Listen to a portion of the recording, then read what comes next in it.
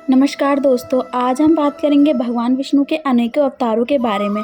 भगवान विष्णु ने अनेकों अवतार लिए हैं, उनके बारे में आज हम इस वीडियो में देखेंगे। उससे पहले चैनल को सब्सक्राइब करें और वीडियो पूरा ज़रूर देखें।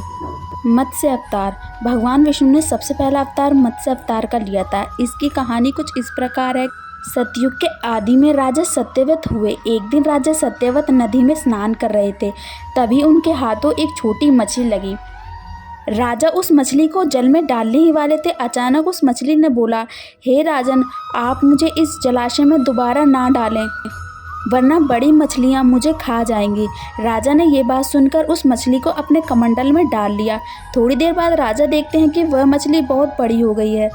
इसके बाद राजा उस मछली को उस जलाशय में वापस डाल देते हैं, लेकिन राजा थोड़ी देर बाद देखते हैं वह मछली और बड़ी हो गई है। यह देखकर राजा समझ जाते हैं कि यह मछली ज़रूर कोई मायावी मछली है। उसके बाद राजा उस मछली को अपने असली रूप में आने को कहते हैं। उसके बाद भगवान विष्णु सत्यवत के आगे प्रकट हो जाते हैं और कहते हैं, हे राजन, ये मेरा मत्स्य अवतार है। मैं आपको एक महत्वपूर्ण कार्य के लिए कहने आया हूँ। आज से 7 दिन बाद एक प्रलय होगा, तब मेरी माया से वहाँ एक बहुत बड़ी नाव उत्पन्न होगी। आप उस नाव में सप्तऋषि, मनुष्य, बीज तथा औषधियों के सभी सूक्ष्म रूप को लेकर उस नाव में आप बैठ जाएं। जब आपकी नाव डगमगाने लगेगी, तब मैं मत्स्य रूप लेकर आऊँगा।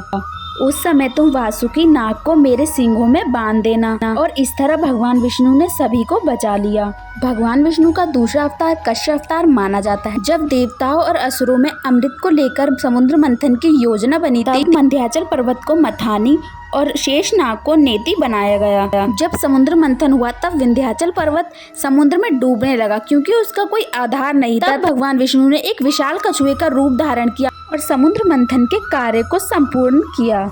भगवान विष्णु ने तीसरा अवतार वराह अवतार लिया था। इसकी कथा कुछ इस प्रकार है कि जब राक्षस हिरण्याक्ष ने पृथ्वी को समुद्र में ले जाकर छुपा दिया था, तब भगवान विष्णु ने वराह अवतार लेकर पृथ्वी को दोबारा खोजा था। उसके बाद वराह रूपी विष्णु भगवान ने हिरण्याक्ष से वध करके उसे परास्त किया था और पृथ्वी को उस राक्षस से मुक्त किया था।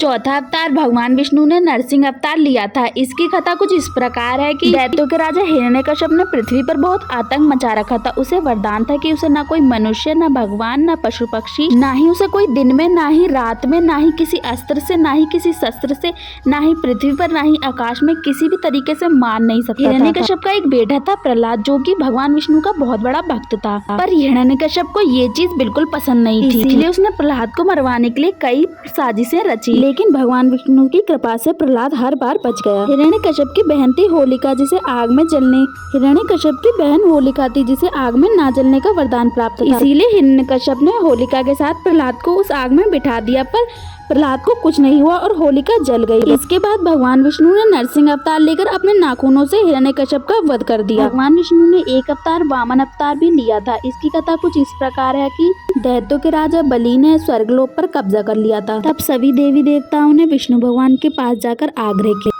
तब विष्णु भगवान ने कहा वो पृथ्वी पर पुनः अवतरित होंगे और इसका संविधान निकालेंगे। और दूसरी तरफ राजा बलि वहाँ महायज्ञ कर रहा था।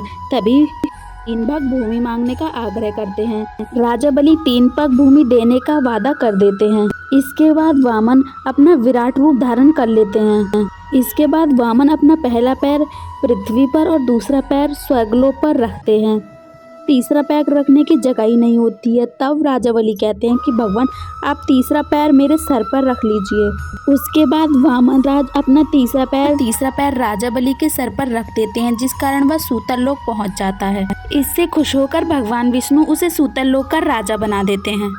5वां अवतार भगवान विष्णु ने श्री राम का लिया था। त्रेता युग में राक्षस राज रावण का बहुत आतंक था। उससे देवता भी डरते थे। उसके वध के लिए भगवान विष्णु ने श्री राम का अवतार राजा जनक के यहाँ लिया था। उनकी माँ कौशल्या थी। इस अवतार में राजा राम ने अनेकों राक्षसों का वध किया था और मर्यादा का पालन करते हुए अपना जीवन यापन किया था। इसीलिए आज भी उन्हें मर्यादा पुरुषोत्तम राम कहा जाता है। पिता के एक बार कहने पर उन्होंने वनवास भी ग्रहण कर लिया था। माता सीता और लक्ष्मण के साथ वे वनवास चले गए। वहां पर राजा रावण ने माता सीता का हरण कर लिया और उन्हें उठाकर लंका ले गए। रावण द्वारा माता सीता का हरण करने के बाद भगवान राम ने राम सेतु का निर्माण किया और लंका गए, जिसके बाद रावण का वध किया। रावण का वध करने के बाद भगवान श्री राम अपनी अयोध्या लौट गए।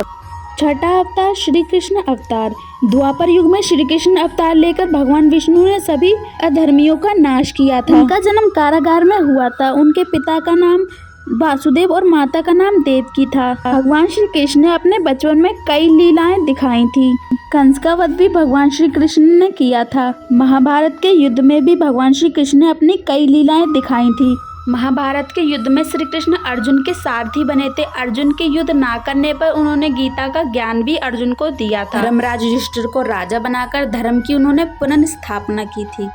परशुराम अवतार। हिंदू धर्म ग्रंथों के अनुसार परशुराम भगवान विष्णु के सभी अवतारों में से प्रमुख एक थे। भगवान परशुराम के जन्म के संबंध में कई कथाएं प्रचलित हैं। भगवान परशुराम का जन्म भार्गव कुल में महर्षि जमकतरी के 5वें पुत्र के रूप में जन्म लिया तथा उन्होंने कई राक्षसों का वध भी किया था।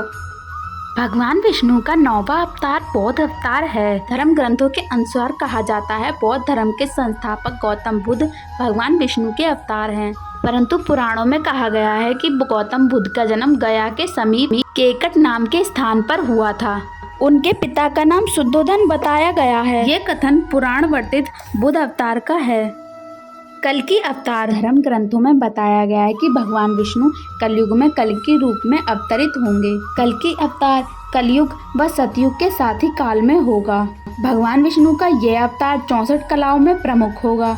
पुराणों के अनुसार उत्तर प्रदेश के मुरादाबाद जिले के संबल नामक स्थान पर यदुर्वेशा नामक तपस्वी ब्राह्मण के घर में भगवान विष्णु भगवान कल्कि देवदत्त नामक घोड़े पर सवार होकर संसार से सभी पापियों का विनाश करेंगे और धर्म की पुनर्स्थापना करेंगे। तभी सतयुग का आरंभ होगा।